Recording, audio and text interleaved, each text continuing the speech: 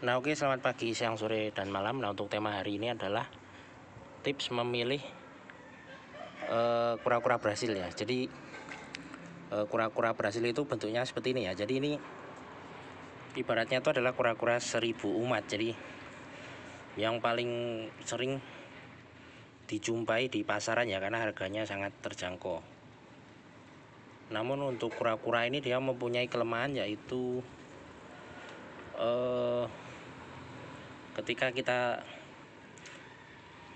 salah dalam merawatnya itu biasanya nanti akan mengalami kematian, terutama yang masih baby ya, yang biasanya baru menetas. Nah sebaiknya kalau kita membeli kura-kura itu, belilah yang ukurannya tuh sudah mencapai 5 cm ke atas ya, karena biasanya itu usianya sudah sudah cocok untuk dipelihara, terutama untuk pemula. Mungkin dari segi harga itu lebih mahal ya, tetapi dari segi perawatan nanti lebih gampang dan tidak akan mudah mati. Jadi untuk yang kecil ini, yang mungkin ukuran 3 cm itu biasanya harganya sekitar 40-45. Paling murah itu kalau tidak salah 35 ya, tetapi jarang, biasanya kebanyakan menjualnya dengan harga 40 ribuan. Nah kalau sudah besar ini sekitar 6 sentian ini, 6 atau 5 sentian ya, diukur dari cangkangnya saja, tempurungnya saja, itu harganya itu di atas 80.000. Tetapi lebih lebih mudah untuk merawat yang sudah ukuran seperti ini. Ini lebih gampang hidup daripada yang usianya atau yang ukurannya itu 3 cm-nya, 3 cm maksudnya. Itu biasanya yang masih baru menetas, baru usianya mungkin mingguan ataupun belum sampai 1 bulan. Jadi masih mudah pindah alam. Jadi biasanya nanti si kura-kura itu dia mengalami sakit mata. Jadi matanya itu nanti tertutup akhirnya tidak mau makan dan kemudian bisa pindah alam. Nah itu biasanya sering terjadi pada kura-kura Brasil yang masih baby ya. Itu disebabkan karena biasanya cuaca. Jadi kondisi cuacanya yang dingin, suhunya maksudnya, kemudian airnya yang jarang diganti atau airnya yang mungkin kotor, jadi menyebabkan parasitnya itu menyerang tubuhnya, terutama di bagian mata. Nah ketika kita memilih kura-kura Brasil itu juga pastikan kondisinya sehat ya, jadi gerakannya juga sehat. Jadi intinya dia tidak tutup mata. Kalau tutup mata itu rawan penyakit. Nah kalau masih babyan itu biasanya cara merawatnya juga ribet ya. Misalnya harus dikasih kayak lampu, itu fungsinya sebagai penghangat. Tetapi kalau sudah seperti ini dia aman sudah. Cuma kalau misalnya tempatnya seperti ini harus rajin-rajin, mungkin sehari sekali ganti airnya.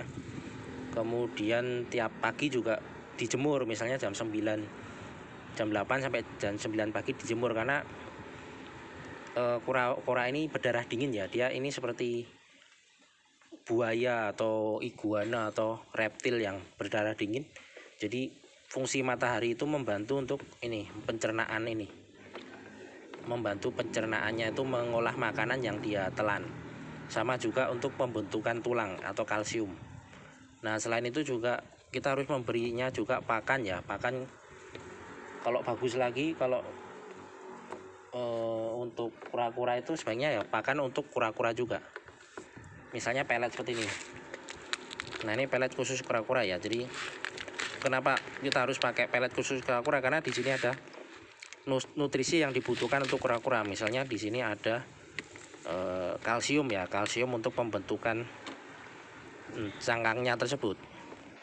Nah di sini ada keterangannya ekstra kalsium. Jadi tidak harus merek seperti ini. Intinya kita harus kasih pakan kura-kura. Nah apakah bisa kita kasih pakan lain? Bisa saja, tetapi mungkin itu kandungannya kurang lengkap ya, misalnya nutrisi atau pakan ikan itu mungkin untuk kura-kura itu bisa juga, tetapi mungkin nutrisinya kurang lengkap. Jadi sebaiknya kalau untuk kura-kura kita kasih pelet khusus kura-kura. Jadi itu pengalaman saya ya. Jadi misalnya kalau ingin beli kura-kura itu sebaiknya kalau misalnya kita masih pemula itu yang ukurannya sudah agak besar. Ini ukuran dulu belinya ukuran 6 cm ya. Nah mungkin harganya 2 kali lipat daripada yang baru menetas atau yang masih kecil itu, tetapi daya tahannya itu lebih tinggi, jadi tidak rugi. Misalnya kita beli kecil ini tahu-tahu mati kan berarti rugi. Misalnya harganya 40.000 ya rugi 40.000, tetapi ini nanti kan ketika beli misalnya ini harganya 80 ataupun 90, karena biasanya kalau ukurannya besar ini harganya 2 kali lipatnya. Nah itu kemungkinan daya tahannya tinggi, jadi tidak mungkin mati-mati. Jadi bisa kura-kuranya ini nanti membesar dan kita bisa jual lagi dengan harga yang lebih mahal. Jadi itu saja. Nah yang mau bertanya silahkan bertanya ya, jadi tidak perlu timbal balik, maksudnya harus subscribe atau harus apa itu, karena memang tujuan pembuatan channel ini untuk saling sharing aja, saling sharing informasi atau berbagi pengalaman saja. Jadi bukan untuk monetisasi atau untuk apa, tapi itu tujuannya untuk berbagi informasi saja, berbagi pengalaman ataupun juga catatan ya, catatan harian. Karena kan kalau mencatatkan harus pakai